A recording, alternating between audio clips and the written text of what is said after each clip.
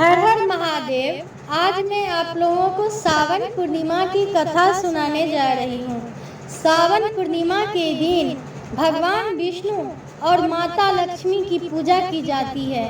एक और प्रचलित कथा के अनुसार एक बार एक नगर में एक धनेश्वर नामक ब्राह्मण और उनकी पत्नी रूपवती रहते थे। उनके पास धन दौलत की कोई कमी नहीं थी, लेकिन वे संतानहीन थे। एक दिन एक योगी उनके घर भिक्षा लेने आए, लेकिन उन्होंने यह कहकर भिक्षा लेने से इनकार कर दिया कि जिस घर में संतान नहीं होती है वहाँ से भिक्षा लेना पाप होता है। यह सुनकर धनेश्वर बहुत दुखी हुए और योगी से इसका समाधान पूछा। योगी ने उन्हें देवी चंडी की आराधना करने की सलाह दी। धनेश्वर ने जंगल में जाकर देवी चंडी की 16 दिनों तक आराधना की। 16वें दिन देवी ने उन्हें स्वप्न में दर्शन दिए और कहा कि तुम्हें पुत्र तो होगा, लेकिन उसकी आयु केवल 16 वर्ष की होगी।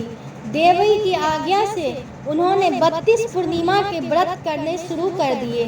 कुछ समय बाद उनके घर एक पुत्र की प्राप्ति हुई, जिसका नाम उन्होंने देवी दास रखा। जब देवी दास 16 वर्ष का हुआ तो उसके मामा उसे लेकर काशी गए।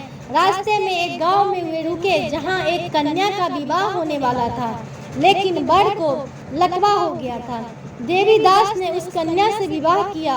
उसके बाद जब उसका 16वां वर्ष पूरा हुआ तो काल देवता सांप का रूप धारण कर उसे डसने आए, लेकिन उसकी माता द्वारा किए गए 32 पूर्णिमा के व्रत के प्रताप से वे उसे काट नहीं पाए। उसी समय भगवान शिव, माता पार्वती और गणेश जी वहां प्रकट हुए।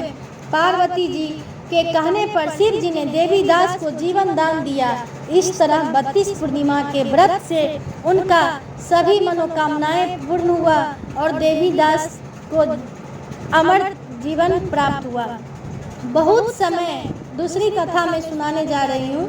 बहुत समय पहले की बात है कि तुंगध्वज नाम का एक राजा था जो शिकार का बहुत शौकीन था। एक बार वह शिकार करते करते जंगल में बहुत दूर निकल गया। जब वह थक गया तो एक बरगद के पेड़ के नीचे आराम करने लगा। वहाँ उसने देखा कि कुछ लोग मिलकर भगवान सत्यनारायण की पूजा कर रहे थे। राजा बहुत घमंडी था और अपने राजपाट के अभिमान में चूर था। उसने न तो उस पूजा में भाग लिया और न ही भगवान को प्रणाम किया। यहाँ तक कि उसने लोगों द्वारा दिया गया प्रसाद भी नहीं लिया और वहाँ से चला गया। जब वह अपने नगर में वापस आया तो उसने देखा कि किसी दूसरे राजा ने उसके राज्य पर हमला कर दिया है। चारों ओर हाहाकार मचा हुआ था और उसका राज्य पूरी तरह से अस्त व्यस्त हो गया था। यह देखकर राजा बहुत दुखी हुआ और उसे अपनी गलती का एहसास हुआ।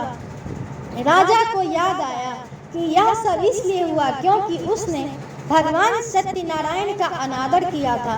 अपनी गलती का पश्चाताप करते हुए वह तुरंत उसी जगह पर वापस आ गया जहां पूजा हो रही थी। उसने लोगों से अपनी गलती के लिए क्षमा मांगी और प्रसाद ग्रहण किया।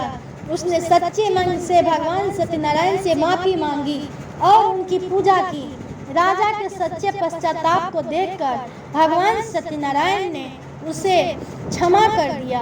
इसके बाद जब राजा अपने राज्य में लौटा तो उसने देखा कि सब कुछ पहले जैसा हो गया है। उसका राज्य फिर से मिल गया, धन धान सुख समृद्धि से भर गया। इस घटना के बाद राजा तुंगध्वज भगवान सत्यनारायण का परम भक्त बन गए और श्रद्धापूर्वक उनकी पूजा करने लगे। यह कथा हमें सिखाती है कि अहंकार का त्याग करके ईश्वर की पूजा और प्रसाद का सम्मान करना चाहिए। सावन पूर्णिमा के दिन भगवान सत्यनारायण की कथा सुनने से सभी दुख दूर होते हैं और जीवन में